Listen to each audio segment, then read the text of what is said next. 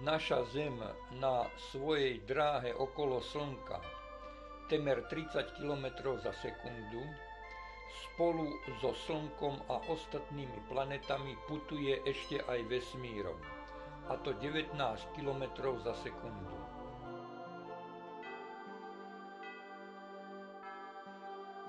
Tento ilustrovaný graf to má znázorniť.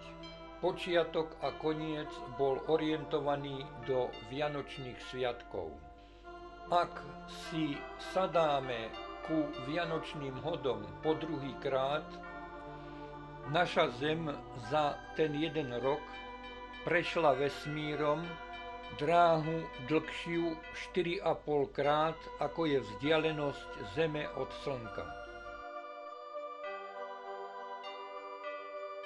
Ak ku Zemi sa priblížila inoplanetárna kozmická loď a signalizovala 2, 3, 4 a 5 svetelných znamení, čo znamená, že o 6,5 roka sa let bude opakovať, naša Zem za tú dobu prešla dráhu, ktorá sa rovná vzdialenosti planéty Neptún od Slnka.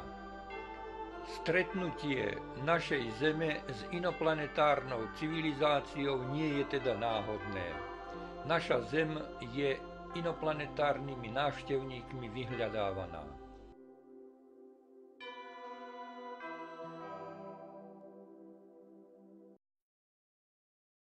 Ak si dráhu Zeme okolo Slnka vyznačíme ako kružnicu, potom na tej kružnici možno vyznačiť jednotlivé prílety inoplanetárnych kozmických lodí podľa dátumu bez ohľadu na rok príletu,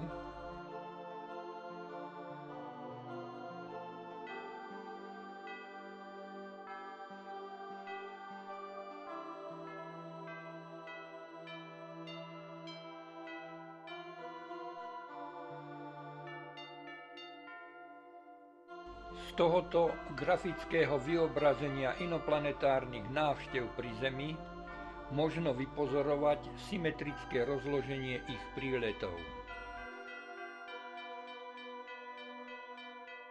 Na jarnej strane roka je to posunutie dvakrát o 36 stupňov, čo je desatina plného uhla, a dvakrát o 1 radián.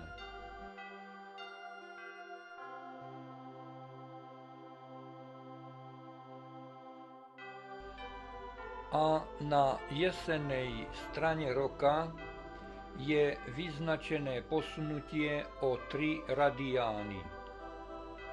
Toto rozloženie príletov ku Zemi svedčí o dôslednom matematickom prepočte ich rozloženia. Inoplanetárni badatelia našu slnečnú sústavu dobre poznajú.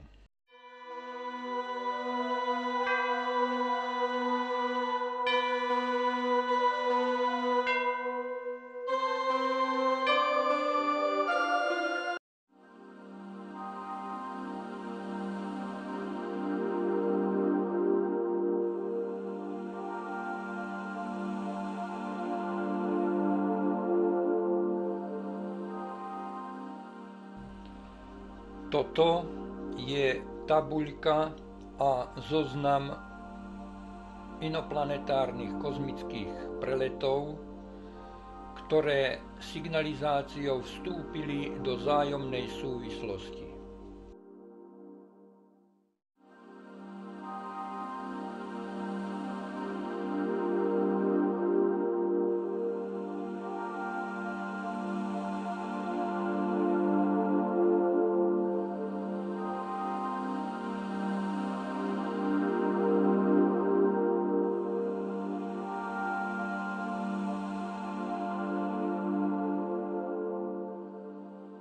Splnenie signalizácie z 23. mája v roku 1942, keď bolo vyslaných 2, 3, 4 a 5 svetelných znamení. čo znamenalo 2345 dní.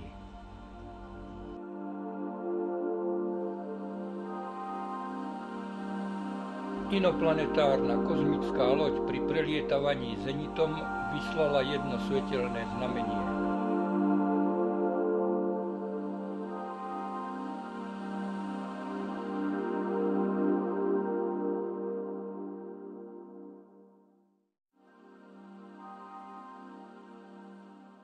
Toto je vyznačenie preletu, ktorý sa splnil po otočení Zeme o 450 stupňov a kozmická loď vyslala svetelné znamenia 2, 3, 4 a 3, čo znamenalo 2343 dní.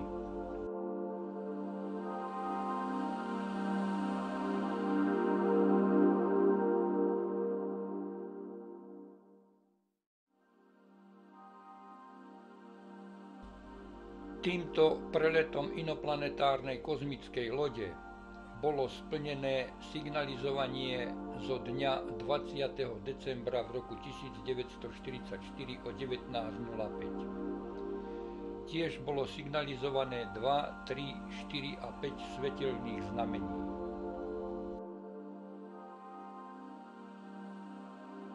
– 26. marca v roku 1954 bol splnený prílet inoplanetárnej kozmickej lode, ktorý bol ohlásený 23. októbra v roku 1947 svetelnými znameniami 2, 3, 4 a 5.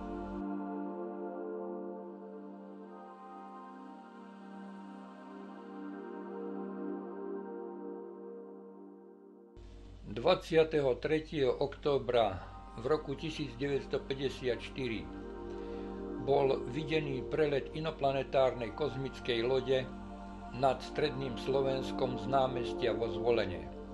A o 3 dni pristál inoplanetárny kozmický disk na hrízku v Hajnikách.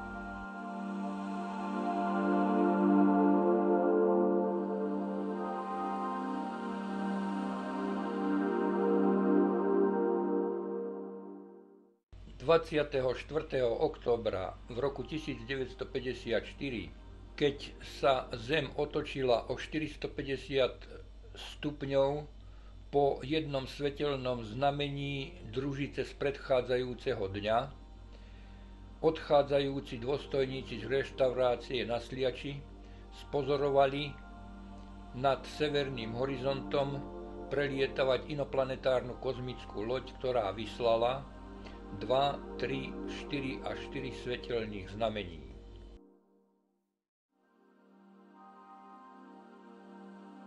26. marca v roku 1955 o 7:40 prelietala nad južným obzorom inoplanetárna kozmická loď ako vyplnenie ohlásenia zo dňa 25. októbra 1948 o 3:30 nad ránom. Teda splnilo sa 2343 signalizovaných dní.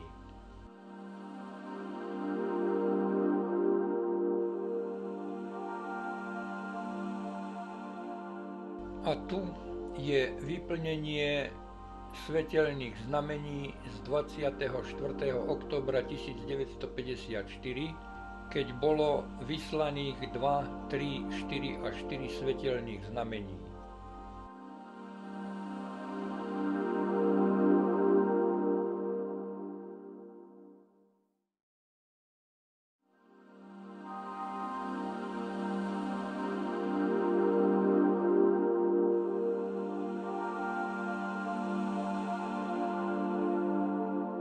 Doktor Souček píše v knihe Tušenie súvislostí, že Ján Berka z Dolánky pri Terezíne videl dňa 28.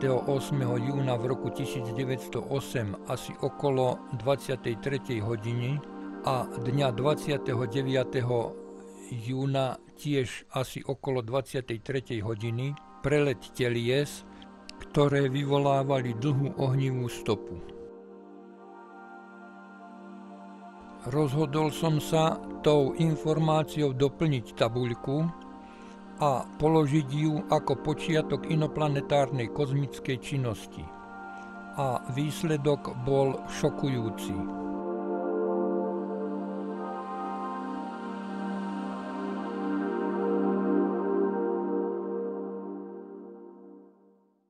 Podľa signalizácie kozmických lodí a plnenia tej signalizácie boli prelety inoplanetárnych kozmických lodí rozdelené do 4 sérií.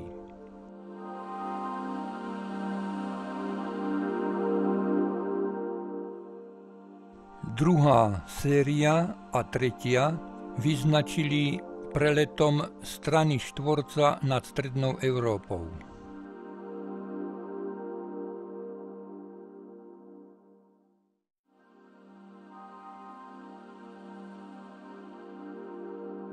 Ale prvá séria a štvrtá, okrem vyznačenia strán preletom, priniesli 2 piktogramy.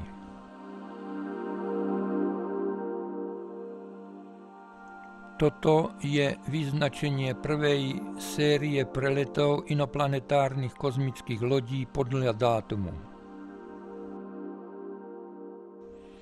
Ak počet dní, ktoré sa minuli od 29. júna v roku 1908 po 23. októbra 1948, čo je 14 726, podelíme 2345, pretože sa uskutočnili 3 signalizujúce prelety. Podiel je rozdielny od čísla 2π len o 3,5 tisíciny. Toto je obsah prvého piktogramu.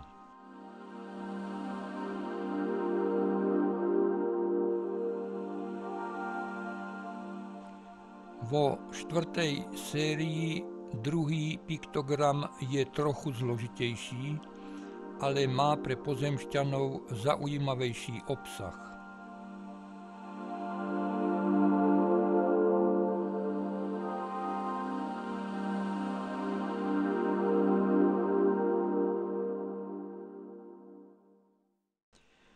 Druhá správa je súčinom dní, ktoré sa minuli od 29. júna v roku 1908 po 24.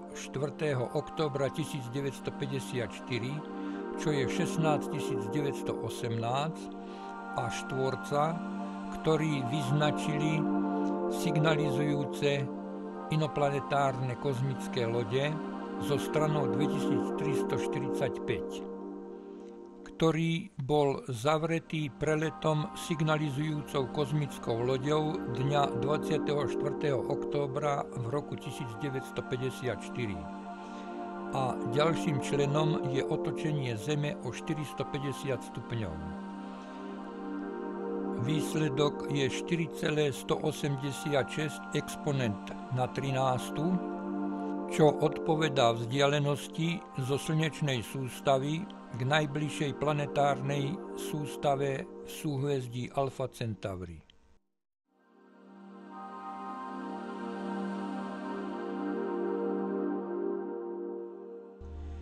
Pri referovaní o Tungúskej nehode sa berie do úvahy miestny čas, ale v Európe bolo o 7 hodín menej. Teda Ján Berka je svedok preletu telesa, ktoré o niekoľko minút vyvolalo deštrukciu lesa v Tungúskej oblasti.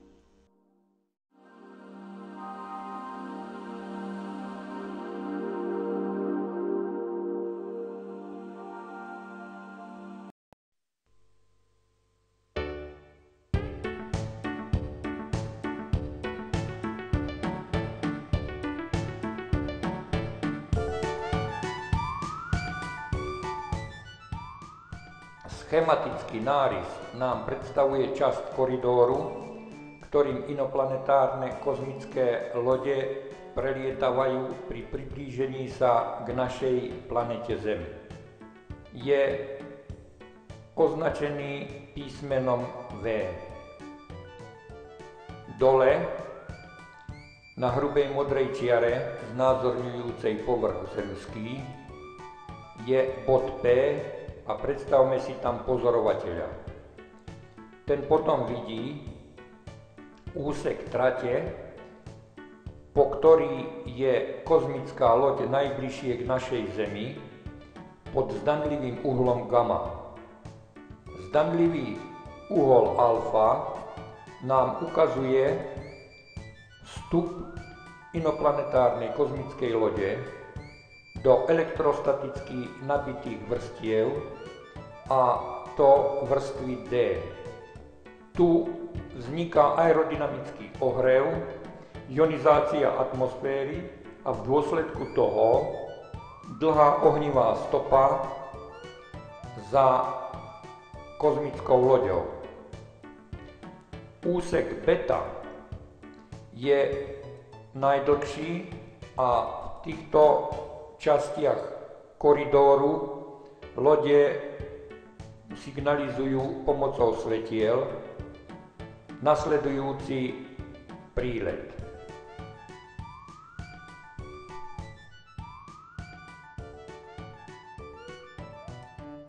Inoplanetárne kozmické lode prelietavajúce pri našej Zemi majú relatívnu rýchlosť vzhľadom k Zemi vyššiu ako 16 km za sekundu, to je tretia kozmická rýchlosť. Ich absolútna rýchlosť je potom vyššia ako 50 km za sekundu, ak pripočítame rýchlosť Zeme 35 km za sekundu spolu so Slnkom v kozmickom priestore.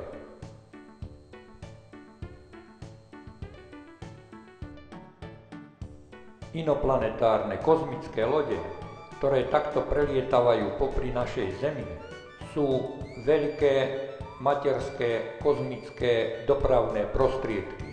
Na svojich palubách nosia menšie dopravné prostriedky a zariadenia, ktoré pri Zemi vypúšťajú alebo vypustené prijímajú späť. Menšie dopravné prostriedky potom na zemský povrch pristávajú, vykonávajú tu prieskum, berú reportážne zábery, predstavujú nám informačné scény.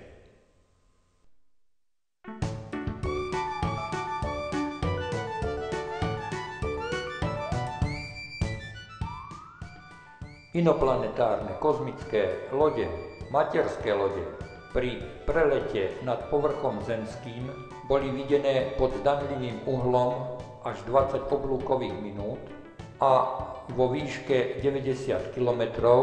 V prepočte by dosahovali priemer okolo 500 metrov.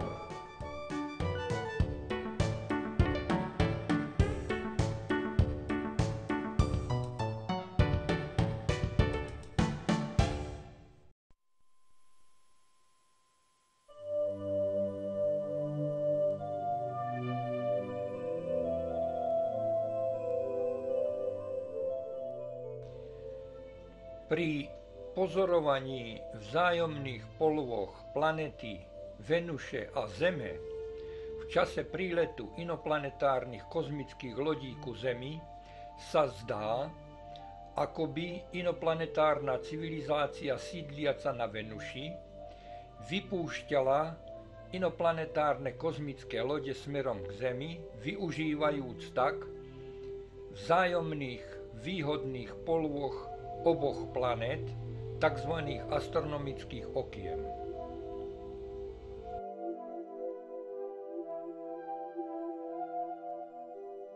V čase Tungúskej nehody v roku 1908 29. júna a podľa sibírskeho času o 6. hodine ráno 30. júna 1908 planéta Venuša bola k Zemi najbližšie. Toto je poloha planéty Venuše v Tungúskej oblasti 30. júna v roku 1908 o 6. hodine ráno.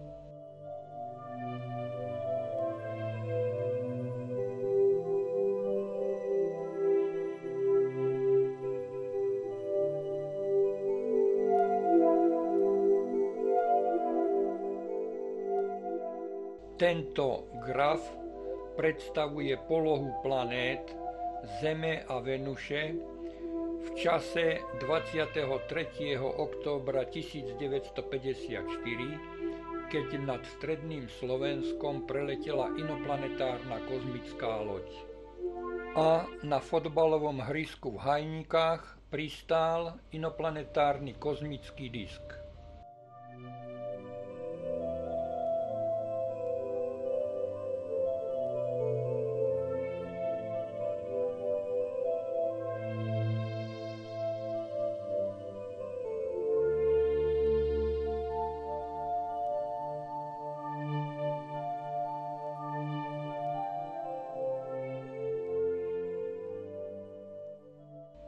Táto situácia predstavuje vzájomnú polohu planét v čase 23. mája v roku 1942.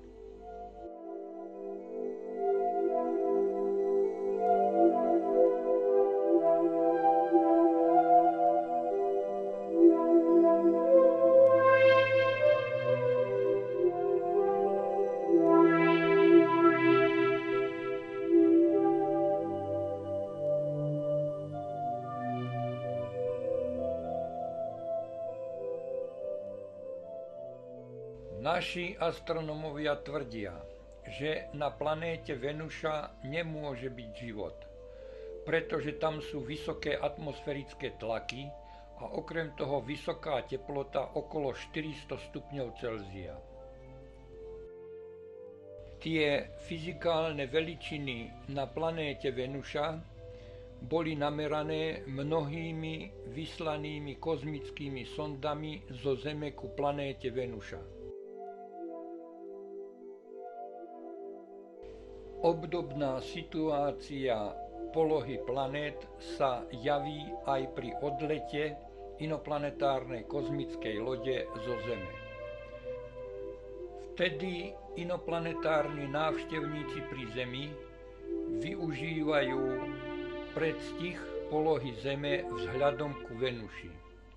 Na počiatku tohoto rozboru bolo povedané, že sa zdá, ako by inoplanetárna civilizácia prilietavala ku Zemi z planéty Venuša. Vzatím do úvahy pohybu našej Zeme okolo Slnka a spolu so Slnkom v kozmickom priestore, čo predstavuje táto časť animácie, podrobnejším skúmaním preletov inoplanetárnych civilizácií pri našej Zemi, použitím analytickej geometrie v priestore a vektorového počtu vyšlo najavo, že inoplanetárne civilizácie prilietavajú ku Zemi z južnej časti kozmického priestoru. Zelený vektor predstavuje smer a rýchlosť príletu inoplanetárnych kozmických lodí ku Zemi.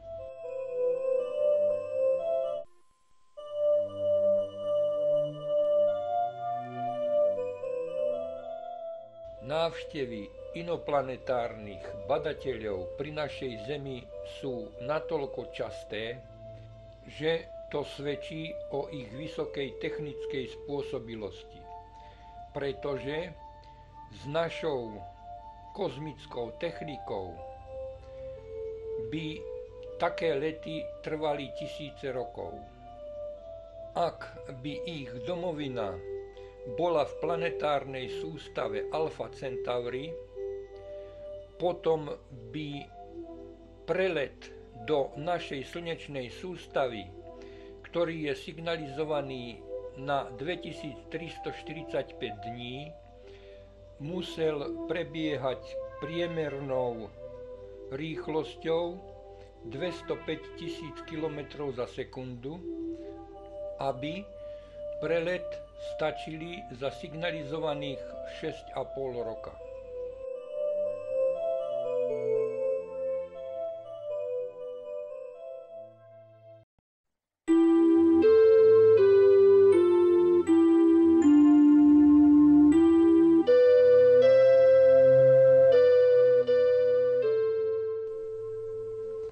Ak pozorovatelia neboli presvedčení predchádzajúcou obrazovou reportážou, potom je treba pripomenúť, že história nám spomína inoplanetárnu činnosť na Zemi.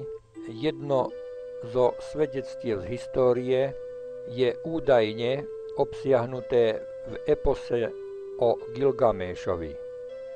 No okolo tohoto svedectva sa rozprúdil veľký spor. Ale druhé svedectvo, ktoré obsahuje Biblia a opisuje prorok Ezechiel, nemôže byť sporné. Je jasným svedectvom, že pred 2500 rokami naša Zem bola navštívená inoplanetárnymi návštevníkmi.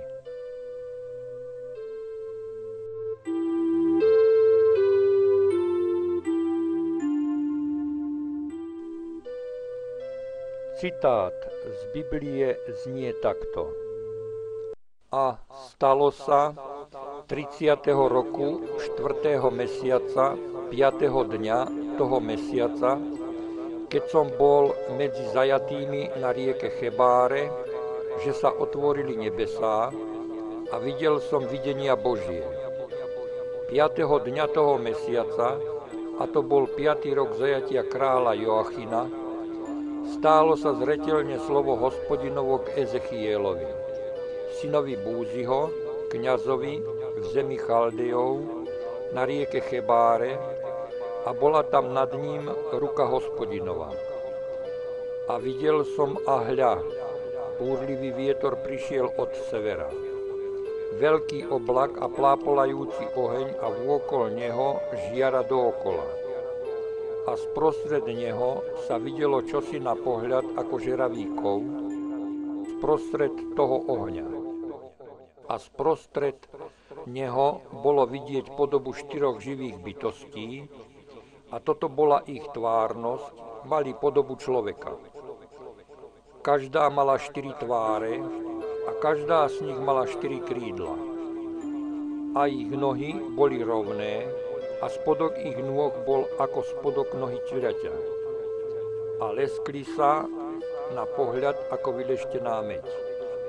A pod ich krídlami bolo vidieť ruky človeka po ich 4 stranách a všetky 4 mali svoje tváre a svoje krídla.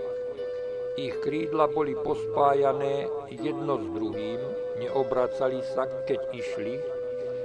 Každá išla smerom svojej tvári. A podoba ich tvári bola ako tvár človeka. Po pravej strane mali všetky 4 tvár leva, z ľavej strany mali všetky 4 tvár vola a mali všetky 4 aj tvár orla.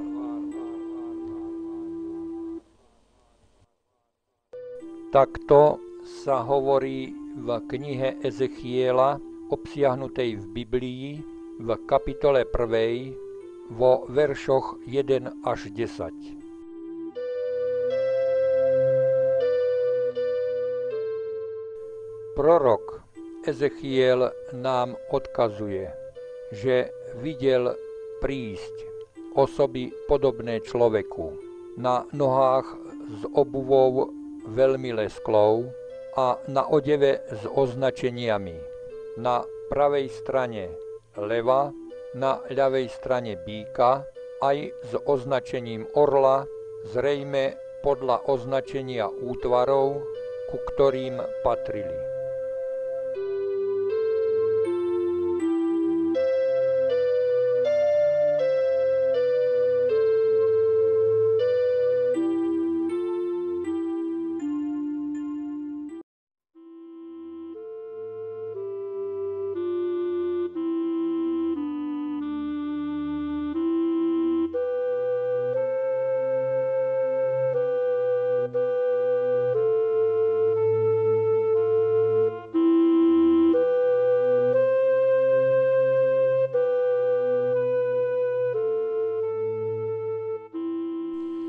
Prorok Ezechiel nám ďalej odkazuje toto.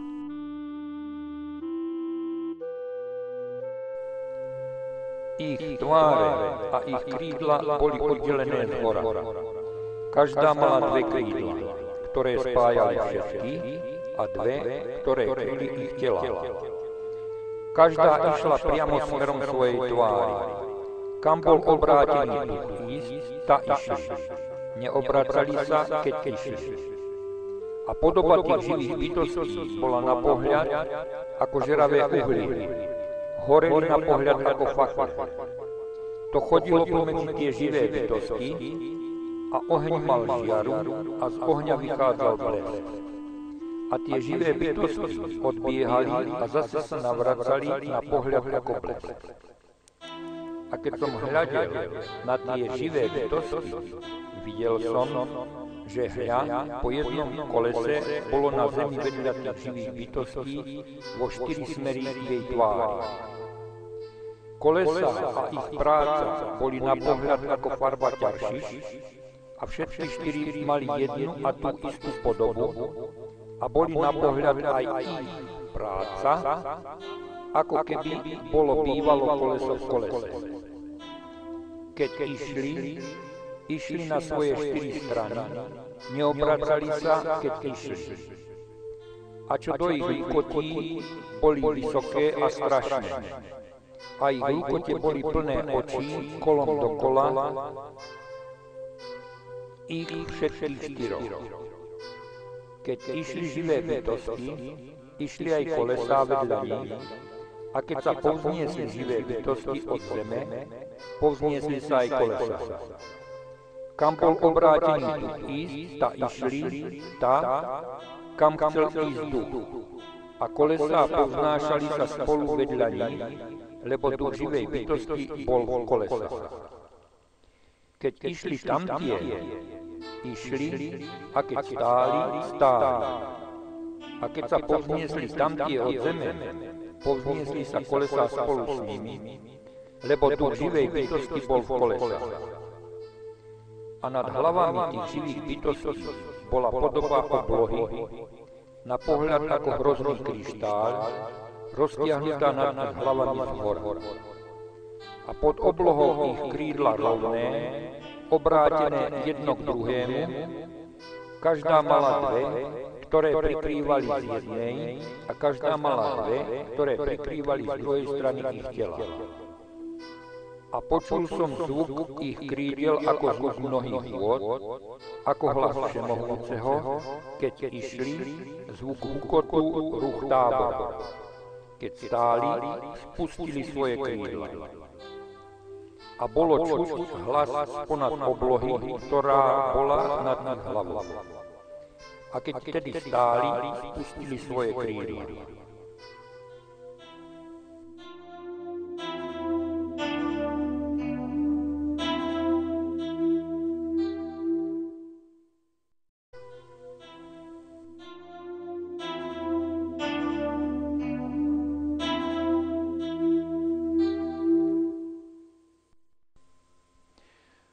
Prorok Ezechiel videl príchod 4 osôb na stroji so 4-kolovým podvozkom.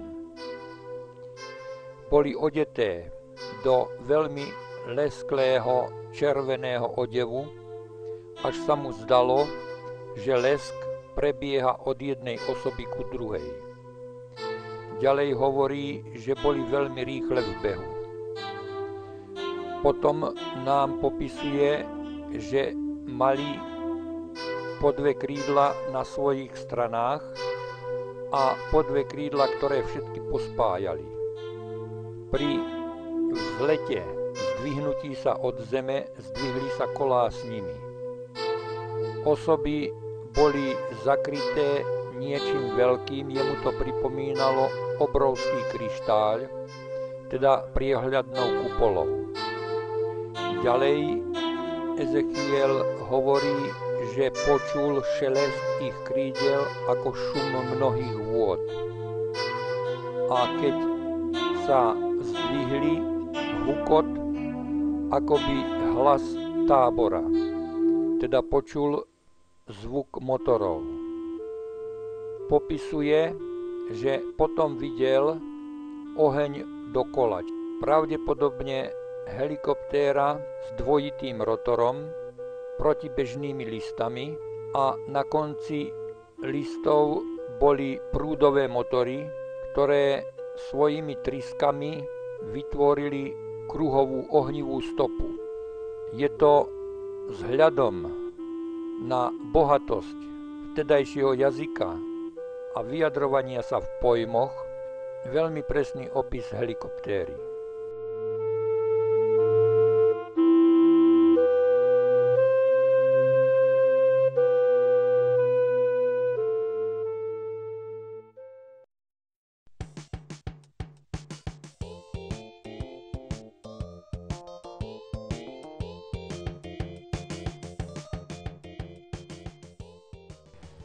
Prorok Ezechiel nám tedy zaneháva obrovské svedectvo s veľkou historickou a technickou hodnotou. Podrobnejšou analýzou jeho svedectva môžeme konštatovať, že videl priletieť helikoptéru, ktorá bola štvormiestna, s celkovou hmotnosťou, to je aj s posádkou, okolo 800 až 1000 kg. Helikoptéra mala dva rotory, súosovo uložené, s protibežným otáčaním rotorov. Na konci každého druhého listu v oboch rotoroch mohol byť zavesený prúdový motorček o sile asi 80 konských síl. A potom celkový výkon motorov bol okolo 300 až 320 konských síl. Ďalej Ezechiel hovoril, že kolá na stroji, ktorý videl, boli veľké a boli vedľa bytostí, ktoré sedeli v helikoptére. Nemusel to byť teda štvorkolový podvozok, ale mohli to byť smerové stabilizátory, ktoré sú nutné pri helikoptérach s viacerými rotormi. Ich umiestnenie na spodku stroja je z aerodynamického hľadiska veľmi priaznivé, preto že má veľmi dobré smerové účinky neovplyvňované aerodynamickým obtekaním okolo telesa stroja.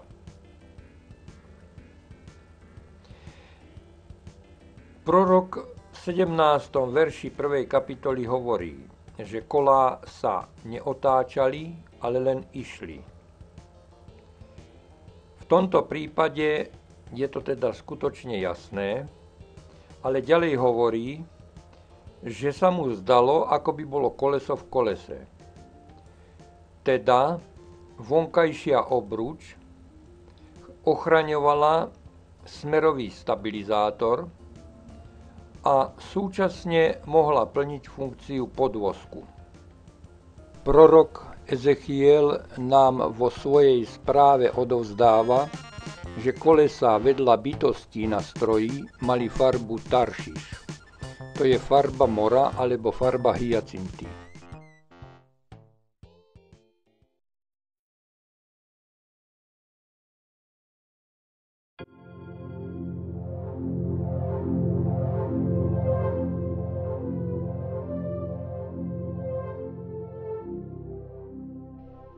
Keď uvážime, že v Banskej Štiavnici a v jej okolí od dávna sa ťažia farebné kovy a drahé kovy, potom môžeme z toho vydedukovať, že južná časť pohoria Štiavnických vrchov je pre inoplanetárnych návštevníkov zaujímavá.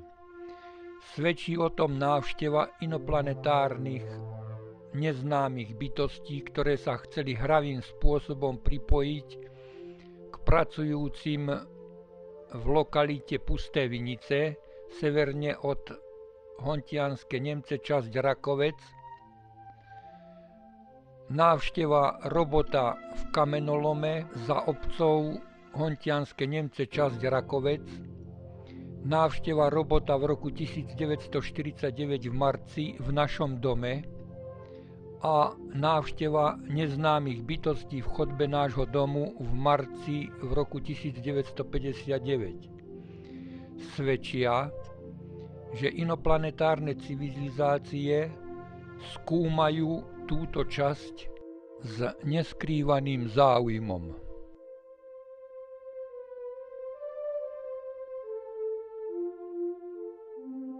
Ak by som mal charakterizovať vlastnosti a výkony robota, treba mu priznať športové výkony. Dokázal sa vyšplhať na výstuhu medzi rohy podkrovia 2 metre vysoko. Nemôžem však hodnotiť, či bol diaľkovo riadený alebo vnútorne naprogramovaný. Je isté, že robil stereozábery, pretože mal 2 kamery pod prihľadným krytom a je aj to isté, že reagoval na smer, odkiaľ prichádza zvuk. Pretože reagoval na naše hlasy.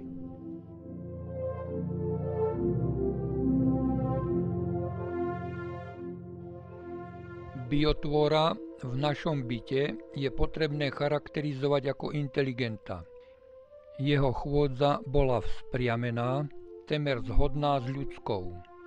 Postoj bol tiež veľmi vzpriamený. Pozorne počúval, keď sa k nemu hovorilo. Vedel si sám otvoriť dvere. Ak by mal byť porovnaný so zvieratami používanými v našej kozmonautike, je potrebné priznať mu hodnosť inteligenta.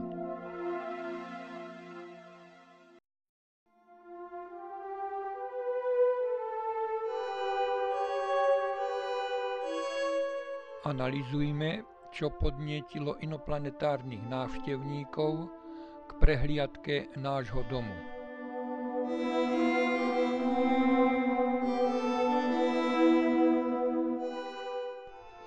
Pri výrobe šamotových kachiel na stavbu pecí v ich konečnej fáze bolo vypaľovanie v keramickej peci. Obrázok C. Pec mala 7 kubických metrov vypaľovacieho priestoru, označenie 2. Vypaľovací proces trval 55 až 60 hodín. Po ten čas sa menila štruktúra kremičitých a horečnatých smesí na pečený keramický materiál. Glazúra, farba kachiel prešla do polobtekutého stavu a menila sa na sklovitú lesklú povrchovú farebnú vrstvu. Farba bola zostavená z jemne pomletého kremičitého piesku, mínia, to je kysličníka olovnatého, a nejakého iného kysličníka, napríklad kovu, železa farbil do žlta až hneda, mangánu do fialova, kobaltu na modro, medi na zeleno. Pri vypaľovacom procese vznikalo veľké množstvo tepla, 1000 až 1200 stupňov Celzia. Teplo mohlo byť holografickou metódou, citlivými meracími prístrojmi inozemských kozmických lodí zmerané a preto návštevníci obrátili sem pozornosť.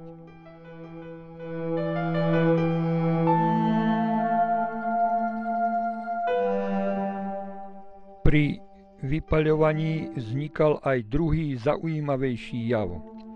Keď začínalo spekanie kremičitej hmoty kachiel, vnútorný povrch výmurovky pece a komínového zberača, označenie 3, po dlhoročnej prevádzke zoskloviteľ a žiaril viac ako vypaľovaný materiál. Prejavil sa tu asi laserový jav. Plynový laser, kde nosné médium usmerneného svetelného lúča bol kysličník uhličitý vo forme plazmy, pretože jeho teplota presahovala 500 stupňov Celzia a prímesi kysličníkových pár vypaľovaného materiálu. Dôkazom bola osvetlená kruhová plocha na vytvorenej oblačnosti nad naším domom.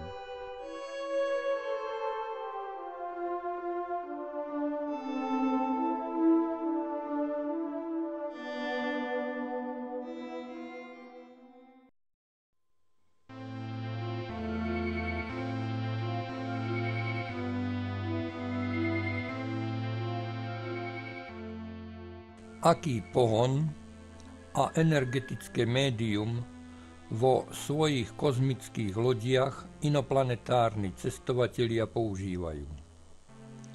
Zdvihnúť od planéty takú kozmickú loď, aké prelietavali popri Zemi, nie je jednoduché. Také teleso musí mať hmotnosť niekoľko tisíc tón. Aj keby bolo stavané na obežnej dráhe okolo planéty, jeho urýchlenie, aby opustilo tú obežnú dráhu, je tiež zložitá záležitosť. Úkon zrýchlenia inoplanetárnej kozmickej lode je pre nás záhada. A preto naši vedci inoplanetárnu činnosť pri našej Zemi popierajú. Ale oni tu boli. Dokonca pred 2500 rokmi si doviezli vrtuľník, ktorý využíval zrejme miestne palivo, ropu, nachádzajúcu sa na Blízkom východe.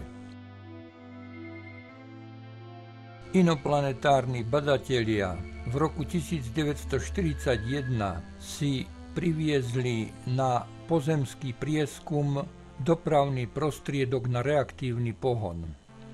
Bolo v ňom používané ekologické palivo, pretože v spalinách nebolo cítiť žiaden zápach. Raketový reaktívny motor sa skladal z dvoch sekcií.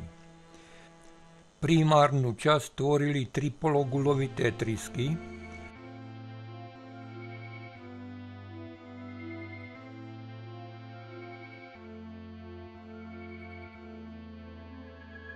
a sekundárnu časť kruhový žľab. Pri porovnaní s pozemským raketovým motorom tento motor má lepšie využitie horenia pohonných médií a potom aj lepšiu účinnosť. V roku 1942 naši inoplanetárni susedia priviezli ku Zemi nadzvukové lietajúce disky. V októbri 1942 sa prejavili vyvolaním rázových vln nad Krupinskou vrchovinou. Takto ich bolo počuť.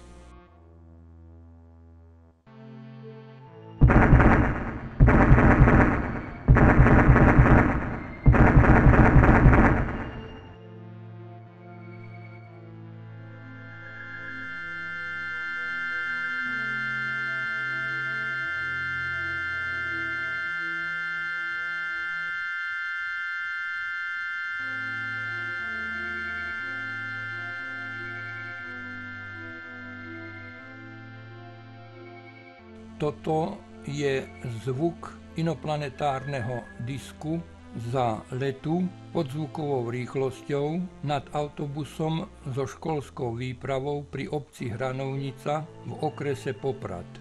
Tá príhoda sa udiala na konci mája v roku 1947.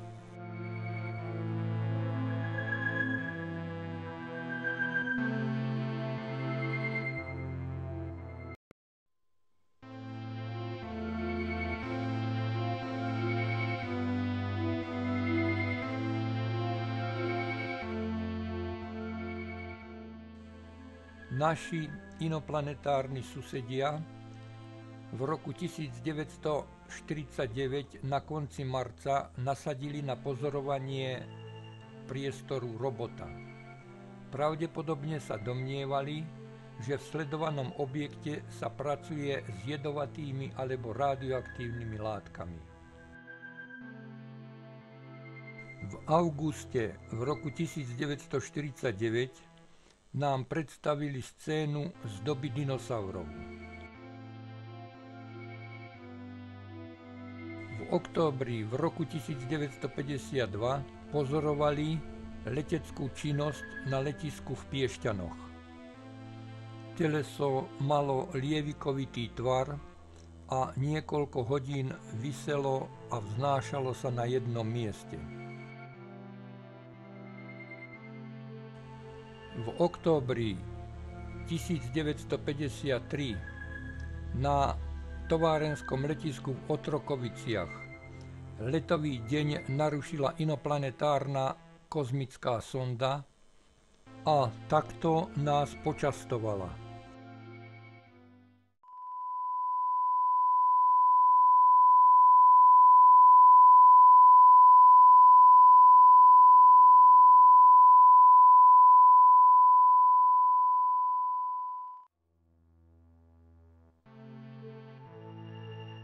V októbri v roku 1954 inoplanetárni návštevníci na hrízku v Hajnikách prestávku v prieskume našej planéty si vyplnili športovým šantením.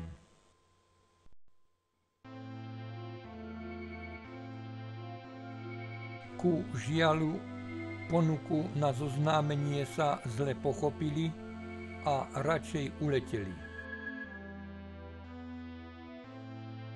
Mal som v úmysle ponúknuť im, aby sa presunuli na blízke letisko.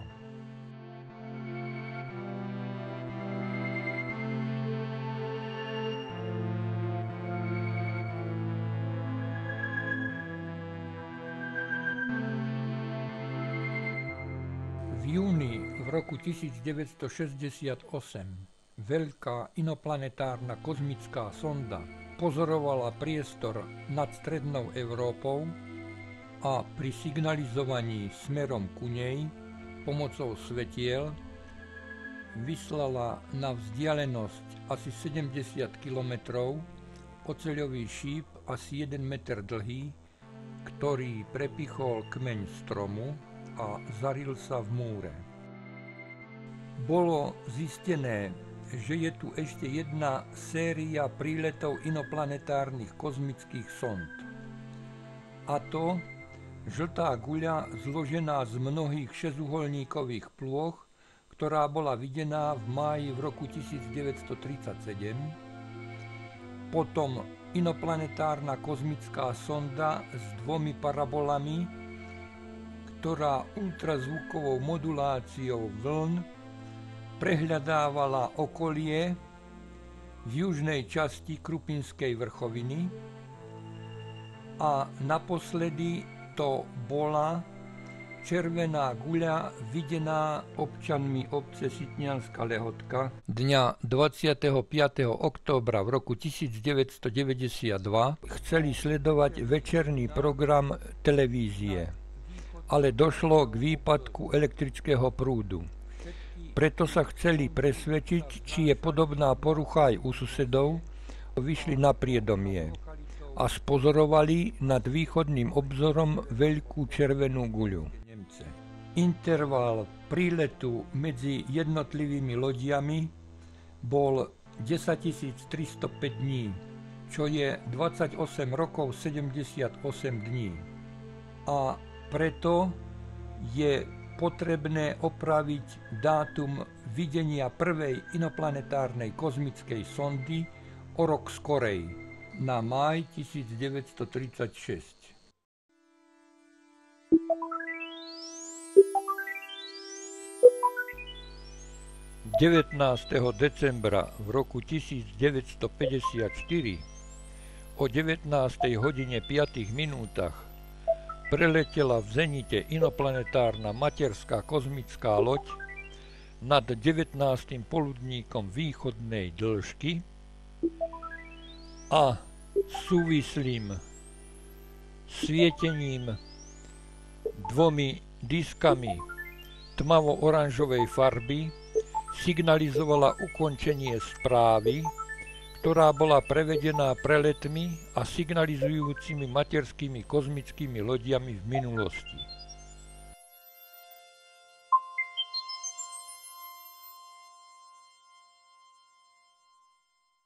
Kozmickú loď nebolo vidieť, pretože letela v tieni Zeme, len jej osvetlené disky.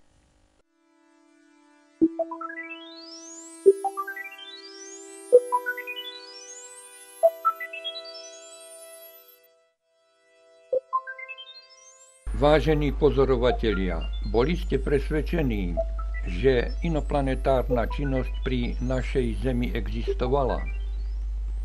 Nie. Vedci tiež žiadajú od pozorovateľov fotografie, no málo ktorému by sa asi podarilo v priebehu 20 sekúnd videný jav o inoplanetárnej činnosti odfotografovať. Ale dovolím si predložiť ešte jeden pádny argument, ktorý nie je síce môjim pozorovaním, ale je to zobrazenie inoplanetárnej činnosti pri našej Zemi, konkrétne v Egypte, v Abídos, a to v historickom zápise v reliefe v chráme Sety. Je to vrtuľník. Mohli by sme povedať, a vedci tiež, že vrtuľník pre prevádzku potrebuje atmosféru, a pretože by nemohol preletieť medzi dvomi planetami.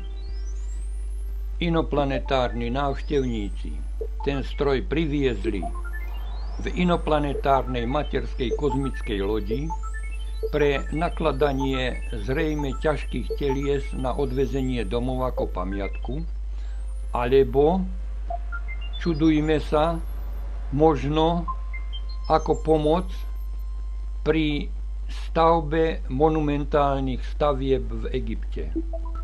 Zobrazenie vrtuľníka je staršie ako 3000 rokov. Pre porovnanie a overenie si skutočnosti dovoľujem si predložiť zobrazenie dnešných strojov, ktoré nazývame vrtuľník žeriav. Vedci, skeptici o inoplanetárnej činnosti mnohé pozorovania v dnešnej dobe označili za podvrh alebo za fantáziu pozorovateľa. Žiadali predložiť fotografie. Ale čo teraz? Mohol si historik zapisovateľ v Egypte toto zobrazenie vymyslieť? Mne sa zdá, že ten vrtuľník musel vidieť v činnosti a preto ho zobrazil.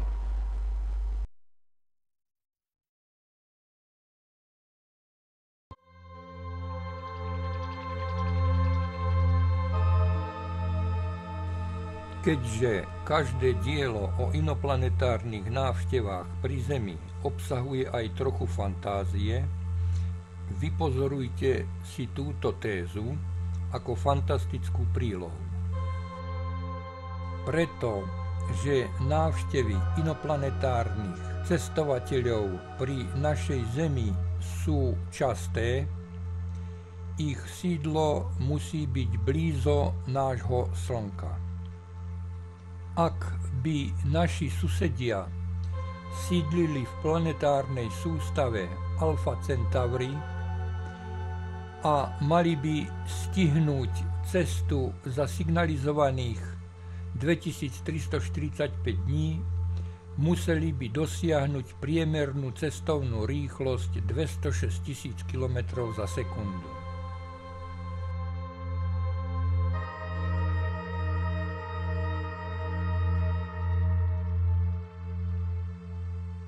Zo štúdia nebeskej mechaniky vieme, že pohyby vesmírnych telies sú veľmi presné. Na planéte Venuša je život vylúčený. Na planéte Mars sa život doposiaľ nenašiel. Odvolávajúc sa na presnosť nebeskej mechaniky a časté návštevy inoplanetárnych cestovateľov pri Zemi, domnienka, že susedná obývaná planéta môže mať zhodnú obežnú dráhu s obežnou dráhou Zeme, ale obieha na protiľahlej strane Slnka by mohla byť temer realita. Susedná civilizácia by mohla využívať planétu Venušu ako kompu či trajekt na prepravu ich kozmických lodí smerom ku Zemi, čo ukazuje táto animácia. Zelený objekt predstavuje planétu susedných civilizácií a modrý objekt predstavuje našu Zem. Takto sa môže stáť inoplanetárna kozmická loď družicou Zeme, prevádzať pri Zemi prieskum, brať reportáže alebo predstavovať nám rôzne scény. Alebo po vypustení menších dopravných prostriedkov a zariadení len popri našej Zemi môže preletieť.